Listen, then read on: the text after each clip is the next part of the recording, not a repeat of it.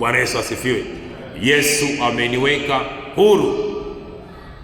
Kama Yesu ameniita, kama Yesu ameniokoa, kama Yesu ameniponya, kama Yesu amenitembelea, kama Yesu amenitendea, muujiza wangu na muujiza wako ni wa kudumu.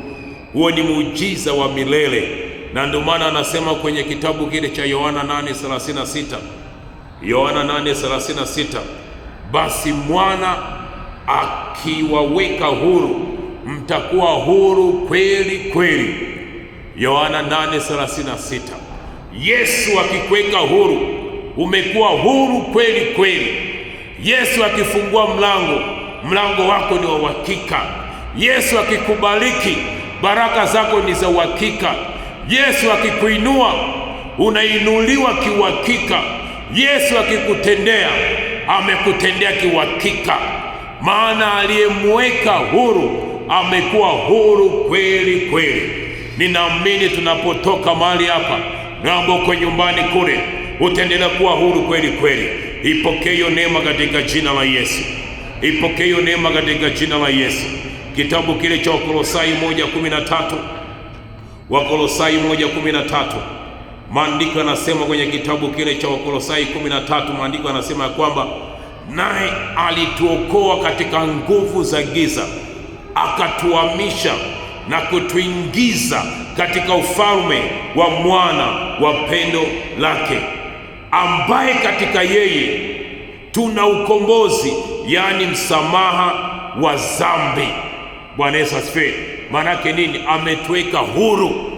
Kuwekwa huru manake umehamishwa, umetolewa kule kwenye mateso, umetolewa kule kwenye magonjwa, umetolewa kule kwenye laana, umetolewa kule kwenye mahangaiko, umefunguliwa mlango wa uzima, umefunguliwa mlango wa ushindi, umepewa jina jipya, umepewa utambulisho mpya.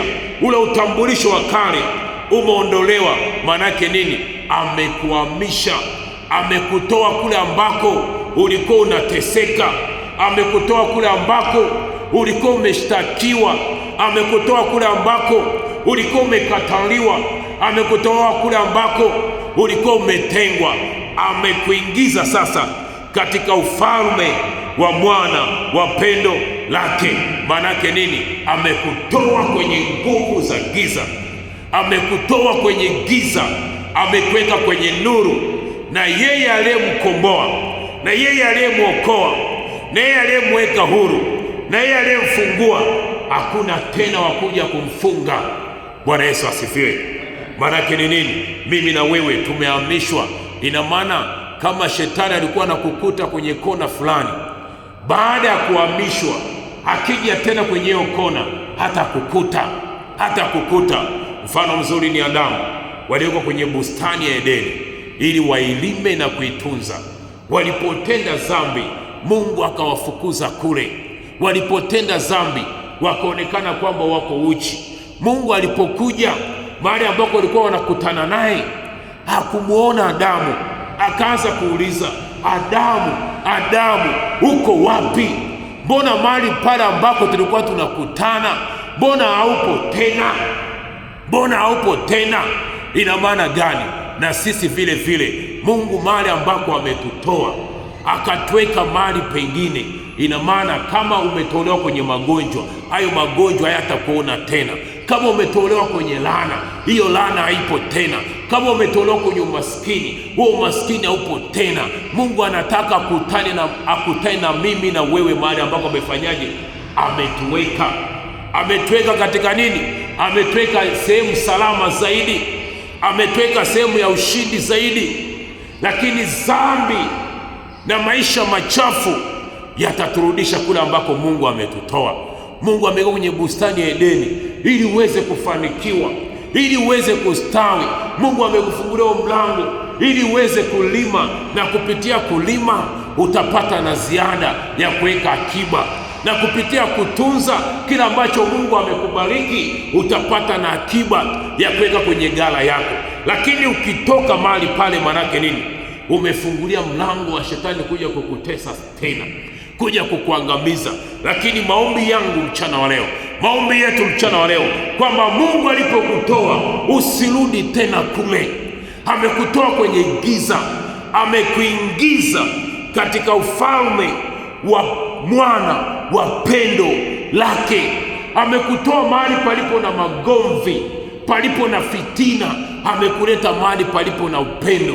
Manake Mungu mwenyewe anakukumbatia, anakuhudumia, anakuwezesha, anakubariki. Kwa hiyo tusirudi tena, na anasema katika yeye, katika nani? Katika yeye aliyekuokoa, katika yeye aliyekuita, katika yeye aliyekuponya. Maanake nini? Kuna ukombozi, kuna ukombozi, na sio tu ukombozi, na kuna masamaha ya dhambi. Maanake nini? Dhambi zetu zimesamehewa, tumekombolewa, hatuko tena kwenye laana ya Wagalatia 3:13, bali tupo kwenye baraka za Wagalatia 3:14, kwamba baraka za Ibrahimu zimekuwa sehemu ya maisha yetu. Hebu ipokee hiyo neema katika jina la Yesu. Hebu ipokee hiyo neema katika jina la Yesu. Yesu ameniweka huru, hatuko tena chini ya utumwa wa shetani. Isaya 9:2, Isaya 9:2, maandiko yanasema kwenye kitabu cha Isaya 9:2 ya kwamba watu wale waliokwenda katika giza wameona nuru kuu, wale waliokaa katika nchi ya uvuli wa mauti nuru imewaangazia. Bwana Yesu asifiwe. Acha nuru ya Kristo ikuangazie siku ya leo kwenye maisha yako, kwenye familia yako. Manake nini? Hautakaa tena kwenye giza, hautakaa tena kwenye uvuli wa mauti, bonde la uvuli wa mauti. Hautakaa tena kwenye mambo ambayo yalikuwa yanakunyonga, yanakukandamiza.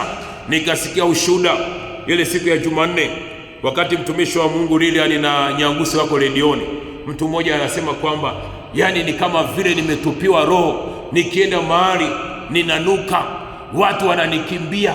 Umeona hizo roho za shetani za kuzimu? Yani mtu kabisa uko salama, unajiona kwamba umeoga, umependeza, lakini kila ukienda kwa watu wanakuona umefanyaje, unanuka, wanakukimbia. Kwa hiyo kuanzia leo, chochote cha shetani cha kuzimu, kila ambacho umerushiwa watu wanakukimbia, kinakwenda kuondolewa. Hilo giza la shetani linakwenda kutoweka, hiyo mauti inakwenda kuondolewa katika jina la Yesu. Utakwenda kwa watu, hawatakukimbia, utafanya biashara, utapata faida, maana aliyemweka huru amekuwa huru kweli kweli. Kwa hiyo shetani, jamani, sio ndugu yetu. Shetani sio ndugu yetu. Kama anaweza kukutupia roho ya kuchukiwa, ya kukataliwa, kila anayekuona anakuchukia, haujawakosea, haujafanya kosa lolote, lakini shetani ambaye amekupiga upofu, amekutupia roho, tunamtangazia leo ya kwamba huyu mtu aliyekwenda gizani leo hii anaipokea hiyo nuru ya Yesu. Leo hii anaupokea uzima. Mauti leo inamezwa, haitakuwepo tena katika jina la Yesu, katika jina la Yesu. Kama